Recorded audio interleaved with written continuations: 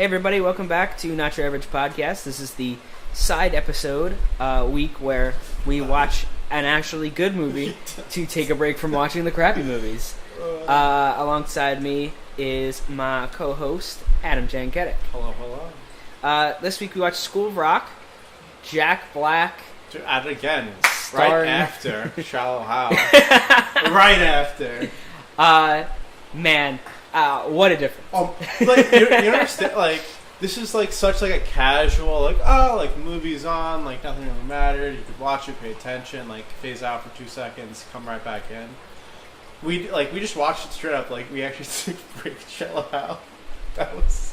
Yeah, the stress of watching a bad movie to watching a good movie is crazy. Different. It's so different. crazy. Because the other two side episodes that are gonna go to before after Shallow Hal comes out, I made the mistake of watching the good movies before watching the bad movies. Yeah. And just sitting here and not like I'm looking for not really looking for flaws, but like being like, if I do that, it's nitpicking. Yeah. Whereas in the other one, it's like, this is just a horrible thing that's happening right in front of me. Like the bad movies, like, stuff is just, like, in your face. Like, oh my god, how did this get through? And, like, how is this even a thing? Yeah. Different world. In this one, it's a more casual watch. Yeah. Jack Black is older, I guess, by, like, a year or two at this point. Yeah. I think that he acted better than he did in Shallow Hal, but I don't think he acted bad in Shallow Hal. I think he was playing with the cards he was dealt with. I couldn't have said it any better. Like, he acted great both movies. I don't know why we're comparing the movies so heavily. Even though, like, they truthfully were a year apart, so... Well, in this one, it's more, I wouldn't say fluff, because this turns on Jack Black's whole career as, like, acting with children or acting with in music. movies for children, too. But, like, after this, he did Kung Fu Panda, which is children-oriented. After this. I think this was, like, three years later, Tenacious D. That's what my thought is. Obviously, Kung Fu Panda is, like, 2008, I think? Yeah. First one? Yeah, down the line. Gulliver's Travels, I think, was PG movie. Yeah, that was like 2013, 12? Yeah. I'm getting these totally wrong, but around there. But I think, he ended up, I think, doing more movies that were kid-oriented than absolutely. doing movies that where he played, I wouldn't say serious roles, but you know what I mean. Yeah, and then his newest one actually coming out in October. I don't remember the name of, but it's like a PG scary movie. Okay. Oh yeah, I know what you're talking about. Yes. I've seen the trailers for it. Yeah. And they're hiding the like a monster or something in the house. Yeah, magic powers. But I saw it was PG, so I was like, oh, it's a kid movie. Right. To me, that just turned me off because unless it's PG-13, like there's, I'm not just like, I have to watch a movie with it's just it's PG-13, it's a kid movie. Yeah, I didn't see Moana. And everybody saw Moana, and honestly, I'm like, when it was on Netflix, you should have watched it. I don't even think it's on Netflix anymore. It was a really good movie. Yeah, actually. And that's the thing is that I'm like, I don't want to watch some PG movie, but it got it won straight awards. So well, Disney's been pumping out movies. Actually, let's talk about School of Rock. Okay, we started School of Rock. Dewey Finn. Wait, isn't his brother... Oh, that's not his brother then. Because I thought Ned Schneebly was his brother. No. For some reason. No. It was just an old bandmate. They were friends, high school friends or whatever, then bandmates, and then roommates. Because I never dove into this movie like that. I thought it was his brother. Because, I was 7 years old watching this movie, and Jack Black goes, "Come on, man, you're my brother." And I was brother, they're brothers. But Dewey Finn, who's a failing rock guitarist, would you call him failing? He got the beginning of the movie. He plays a show, and they basically blow him off stage, and he stage dives into no one, face plants, and that's the first scene in the movie. But he's also very energetic. That's his classic Jack Black. Yeah, but he jumps into the mic, and when the lead singer is singing, they're all just kind of being all right, let's have this chill jam out session at this show that almost nobody's at, and Jack Black's going hard he's playing an amphitheater. So, he's Angus Young, literally Angus Young. But yeah, he ends up like oversleeping, and then he steals a job after he gets a talking to from Sarah Silverman, who plays an adversary in this movie in a very weird. She's also in like I want to say 5 scenes. She's there. I mean, she calls the cop. Okay, there was the cop scene towards the end of the movie. One, the beginning scene where she where yells it at him. like introduces and she's the girlfriend of Ned, his roommate. Right. There's the middle or the scene after the police scene at the school where he somehow escapes the cops and just starts running down the hallway with like 2 guitars. Yeah, and he has like a whole drum set in the. How do you get that out of there? Like. But the house had it. I remember Miranda Cosgrove was taking inventory, and she was like drums, like house, PA, house. Miranda Cosgrove, like such a good actor. As she's like 9 in this, maybe. Yeah, that was celebrity crush status for me, man. As a kid, like prominent chick like that, like. But I think it's just kind of funny that like. He was automatically like, oh, you play guitar? Sweet. Oh, you play drums? Sweet. Oh, you can't do any of that? Manager. Your strong personality? Manager. PA, someone needs to be my lights man. Who can do the best thing in PowerPoint? Is that what he said? Isn't that what he said? He was like, you made this awesome light slideshow. And I was like, yeah. I mean, you know, it's a funny, campy movie.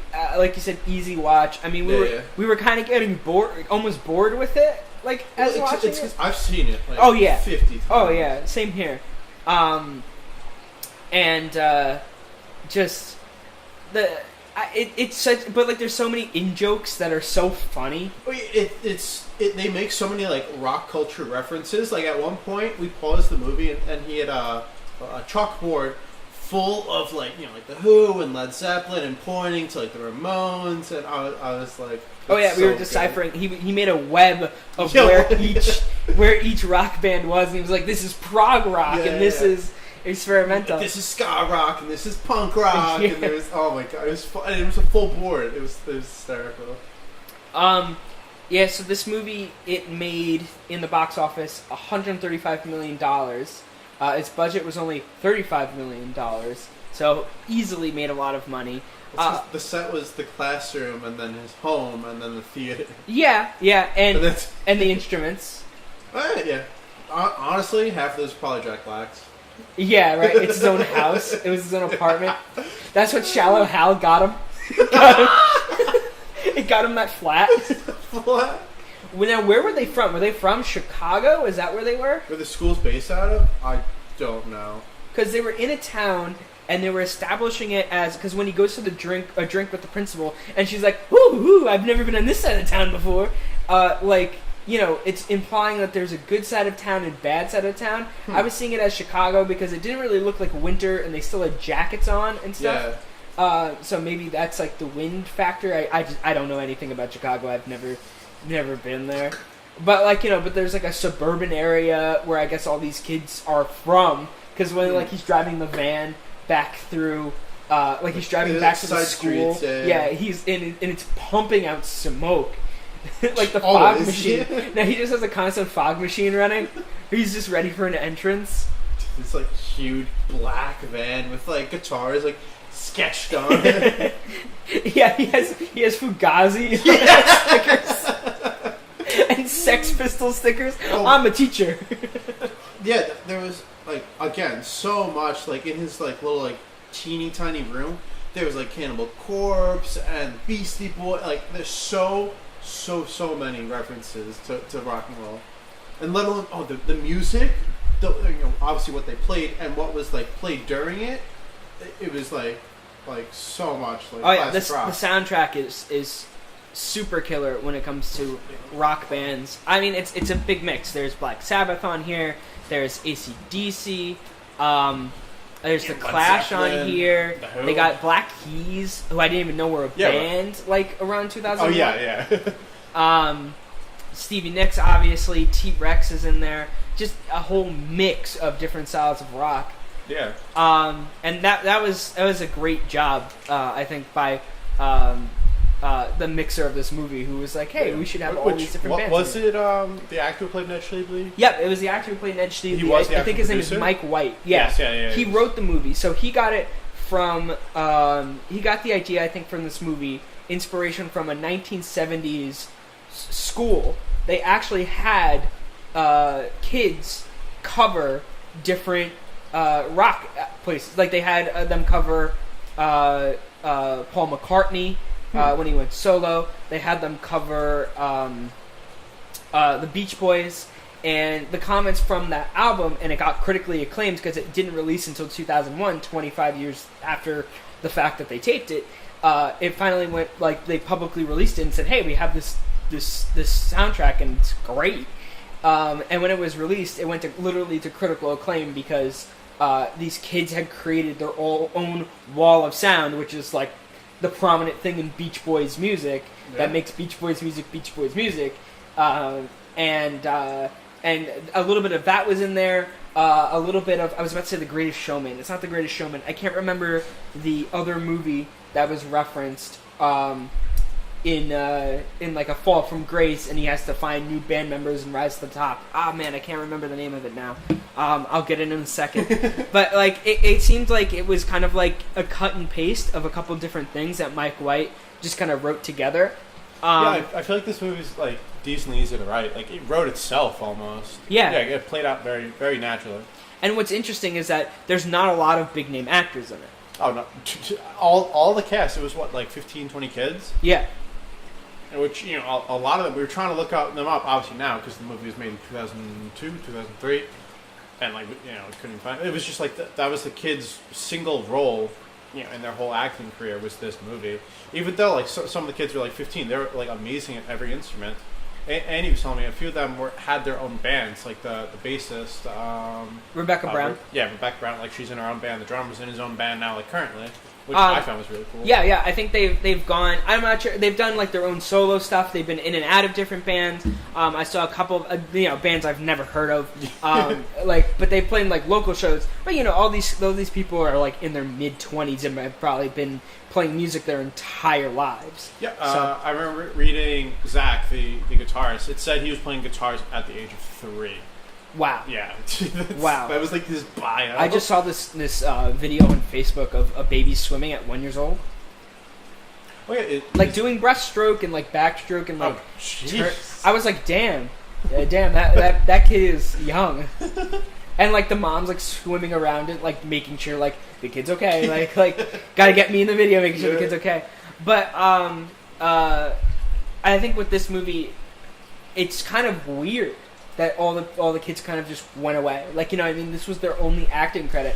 And I wouldn't say, like, there was bad acting in it. You know what I mean? It was, like, you could tell some of the actors, like, throughout the movie, they're a bit nervous to say their lines, but it kind of is in...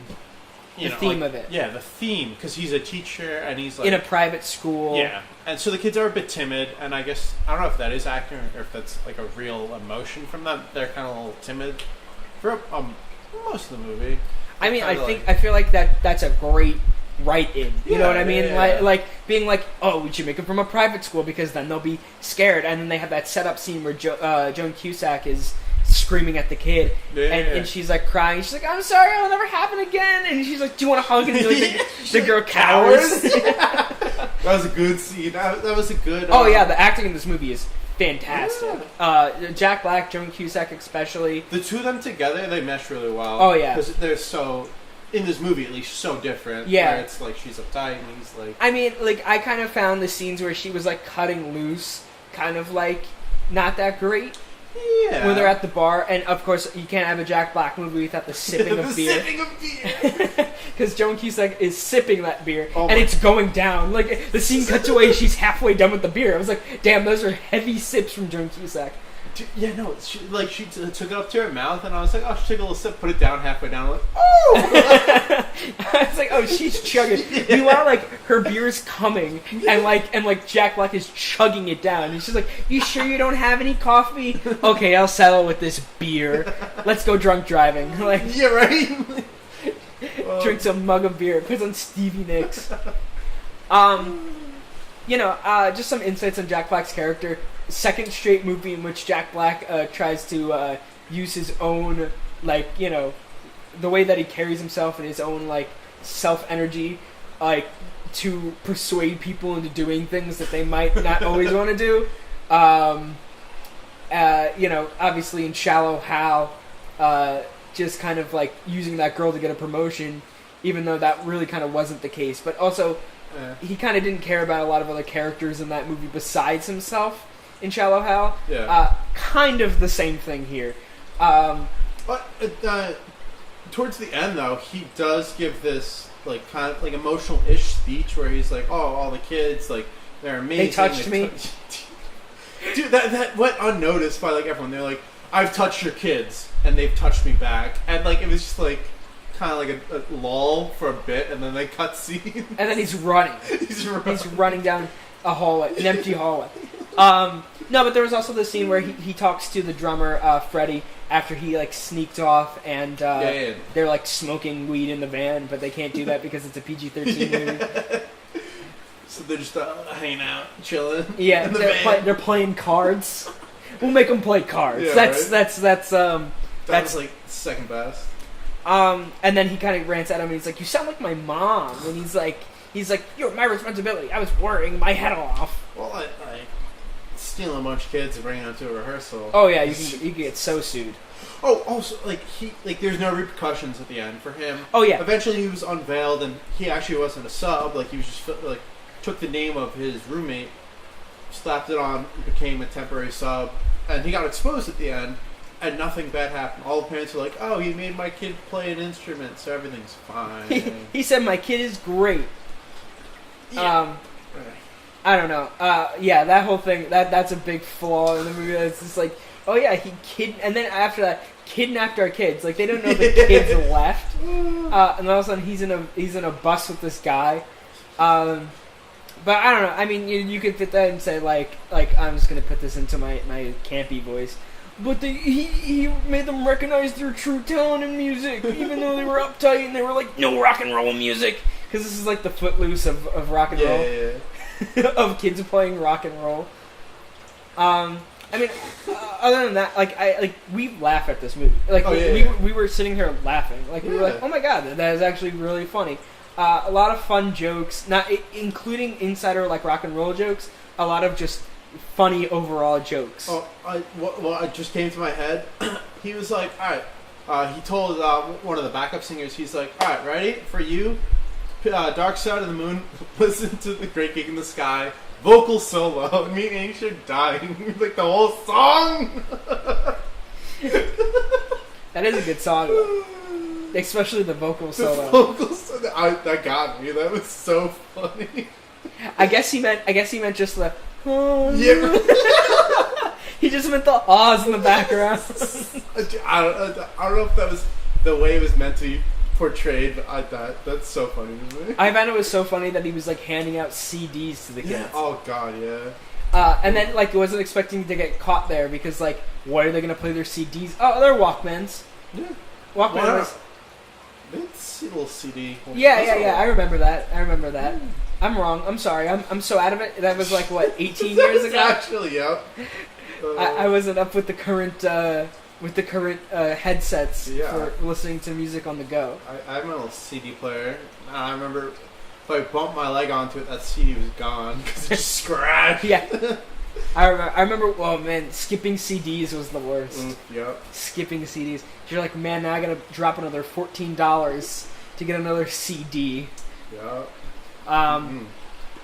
Looking up at the casting, I do not remember any of these nicknames. I remember a couple of them, but some of them were such side nicknames that he never brings back again. Yeah. So when he calls the bassist Rebecca Brown, her name's Katie in the movie. He calls her Posh Spice. I was like, think oh, okay. one time, maybe in the beginning, yeah, she looked so much older than all the other people in the movie. I think it might have just been her height. Yeah. Honestly, that's. Yeah, right? I gotta look in to see if she was the same age.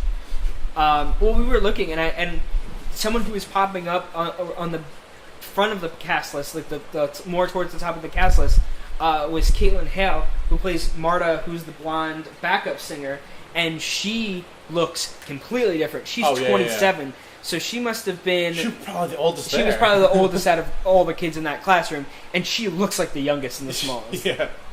So, that was pretty interesting. Alicia Allen plays Alicia. I think her name was it Alicia? Was it just Alicia in the movie? I think it was Alicia, yeah. She plays the brace face. He called her, like, I don't remember him calling her brace face. Yeah. Oh, in the beginning when he's giving them roles.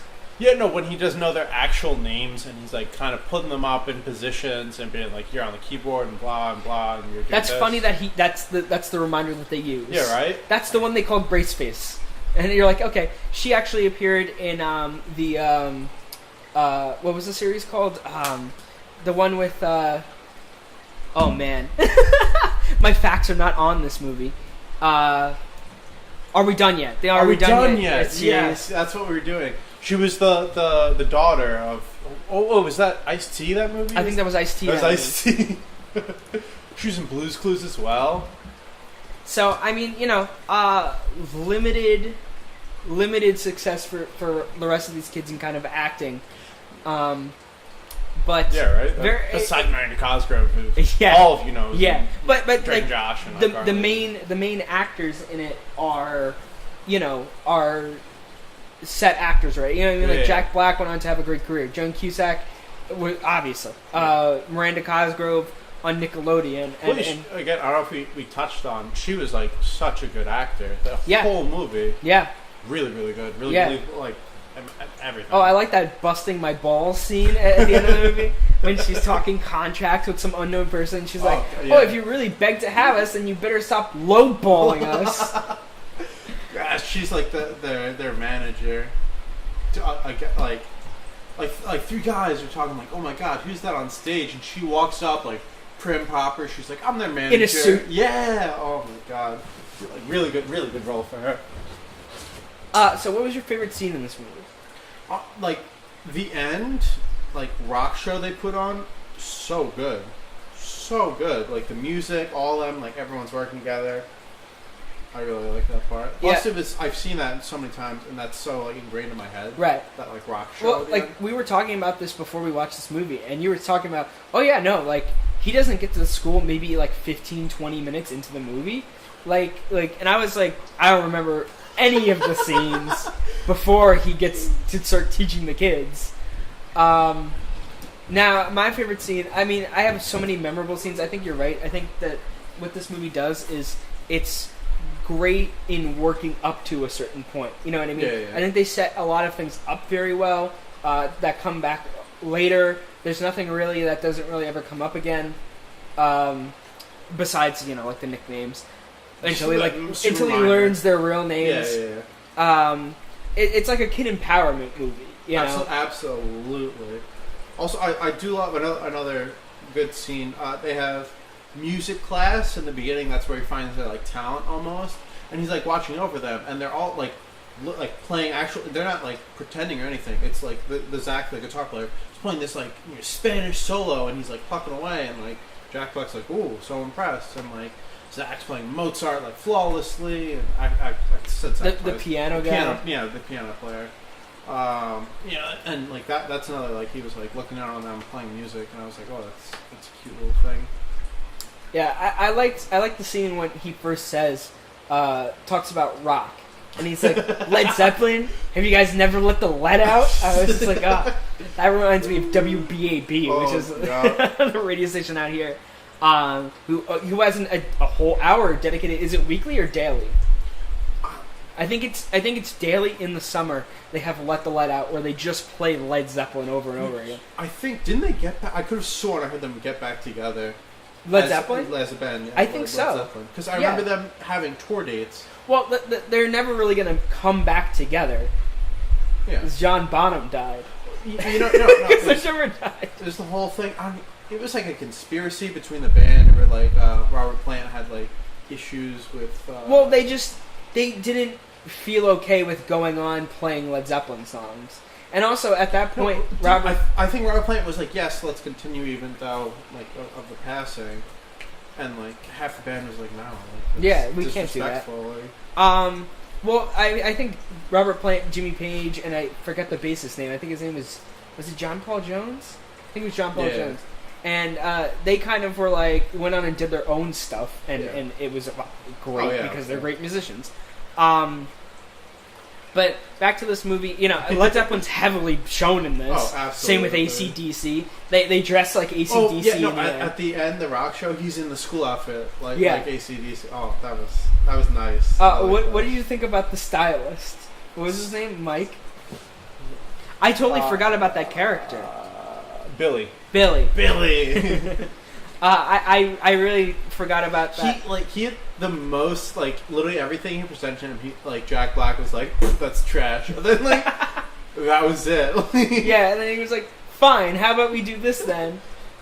Well, he apparently hand stitched this 80s headband with the long flowy. I mean, he did his research. All that was a joke in on itself of being he looked like Sting coming out there. Yeah, they had the glitter boots and the stretchy pants and all. Oh, dude.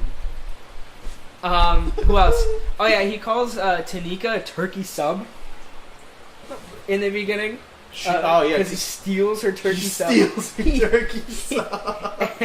And of course, it's the girl who ends up having fat problems later, where she's like, "I'm fat. They're gonna laugh at me." And Jack Black's like, "You see this?" And he's like, "I am too. I like to eat." And he's like, "I love food." That was pretty funny. What else is there? Oh, he calls her Fancy Pants. That's right. Yeah, the designer, the stylist. Yeah, I like how he just kind of sanctioned off 3 girls and we're like, "You're the groupies." Well, no, do you ever see those 2 girls again? I don't think we ever see them. No, we don't. He was like, "All right, thanks, sit-ins for all the classroom scenes." He was like, "Oh, you got to name the band," and then they were in another scene where they're like, "Oh, we School of Rock, that's the band name." We made T-shirts. Yeah. Somehow. Print shops. What do they cost you? Oh, true. $5. I forgot that was a thing in the 2000s. I thought these kids were dyeing their own shirts. We're making up the print. They got the board where they bring it back, let it set. Parent walks in. "What are you guys doing?" "We're working on a project. We're making shirts. We're the groupies." Could you imagine? Who knows? Yeah, it was just kind of funny. I mean, Joan Cusack's presentation as a preppy principal. I mean, it was kind of funny. I think that the character is kind of short-sighted because she's like later with the leather sleeves man who walks up and is checking her out. Obviously, it was an eye grope. Yeah. That was a legit eye grope, and she's like, "Oh, hi." And he's like, "Hey, you cool?" And she's like, "Yeah, I'm cute."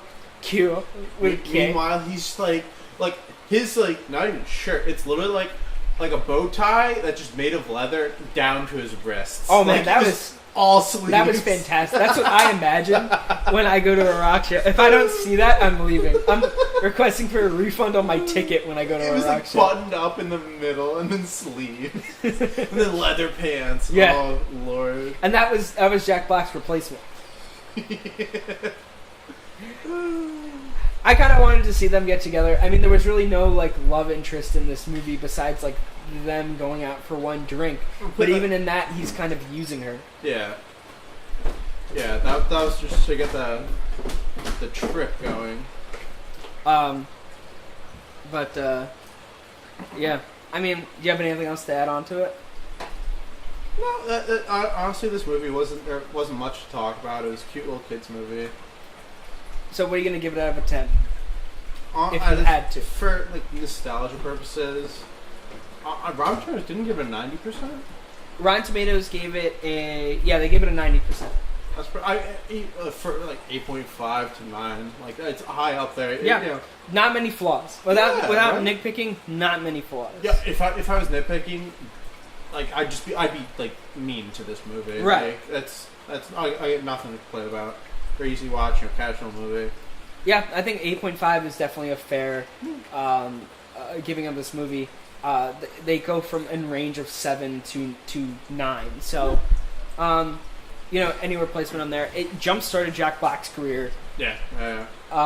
And which oddly enough, Jack Black is the one like mock playing guitar most of the movie, even though he's like an actual guitar player, and he's done albums with like Tenacious D, and he's like mock played Led Zeppelin and like in all actuality, but he like mock plays. That's the only thing that I was like kind of like what, like even though the kids are all playing in like real time. That's the one thing that like actually was. I guess you couldn't flow with the kids. I guess, right? I guess that's it. You just couldn't flow. And like you see in the scene, he's like and he's like, all right, I'll do the solo later. Yeah. Like and the drummer like kept just like beat like the entire time. Yeah. For like a 12-year-old, for a 14-year-old. I think I would be very upset if that wasn't the kids playing, but I think it was the kids. I think it was because they were all musicians. Yeah. And they haven't done any other acting credits. Yeah. So. All right. Yeah, but that's all we have on School of Rock. If you guys have more to say about it, please leave stuff in the comments. If you want us to review other movies that you thought were great, other movies that you thought were bad, because we do that too. Honestly, like, even though it pains me physically, a bad movie is like it's good to rant about. Yeah. Next week we will be watching. We have to figure out another good movie to watch. Paris Hilton movie. Next week we'll be watching The Hottie and the Naughty with That's Paris Hilton. Yes. Oh, God, what? IMDb give it a 1.5 out of 10. One of the lowest rated movies. You know that she was in that movie. Paris Hilton was in the movie House of Wax, and I thought that movie did good. I could swear it did good. It got on Rotten Tomatoes. It has a 25%. I think it was an obscure movie though, so maybe a second look at that would be a thing. I don't want to watch another Paris Hilton movie after this garbage that we're about to watch, because she's going to just say that's hot all the time. So maybe in the near future, we'll look into that one. Yeah. Because I don't feel like watching 2 Paris Hilton movies. That's 2 Jack Black movies was okay, and you can see his growth. 2 Paris Hilton movies just like, ugh. There's gonna be no growth there. It's gonna be stagnant at the bottom, scraping the ground. Adam, you have anything to plug? No, same as usual. Just here for my words, my insight, my 2 cents. Here to support Andy Doherty. And you can follow me on all the things. I'm on Facebook, Twitter, Instagram, all at my name, at Andy Doherty, ANDYDOORTY. I think we have an Instagram page set up. I'm going to check on that and Not Your Average Pod. An Instagram page? Yeah, and a Twitter. And YouTube. So follow us on all of those. I don't know what the hell you're watching this on. I'll try to get Spotify going and upload all hopefully this stuff to Spotify. AndyDoherty.com. TheOdyssey.com. No, I have a .com now. Oh yeah, I have a .com. Which I can totally embed the stuff on here. Honestly, that should be the main thing that we link stuff to. To my website? Yeah, that or I would say the main YouTube page for Not Your Average Podcast. I not that I want to separate this from myself, but it's a different thing. Yeah. So, all right. I don't know. You'll find it all over the place if you just type in Not Your Average Podcast, probably, because I don't think anybody else has our name. Really? That's a great name. I got it. You think so? Yeah. Okay, thanks. I figured it was like totally like there's something very similar or... Yeah, because we review bad movies, we review good movies. I don't know. I don't know what the ceiling. We could just do reviews at a certain point. You know what I mean? You know, we have like obviously way back. We had not actually way back. We just like talking about nonsense. Yeah. Oh yeah. And that might go on like one of my friends' channels. Oh yeah, I also have the Andy Doherty Show on YouTube too, which I'll just put that one up somewhere just to use it. Yeah. And that one I think I'm just gonna sports orient that. But I might have to do that by myself because I do not know a lot of people that have the same infatuation of sports that I have. But other than that, leave movies in the comments if you want. Leave comments for us. what we can do better, what we should stop talking about when it comes to different movies. If we nitpick too much, if we didn't get into it enough, if you liked it or hated the movie. And that's it for us. So, thank you for watching, and we'll see you guys next week. Bye.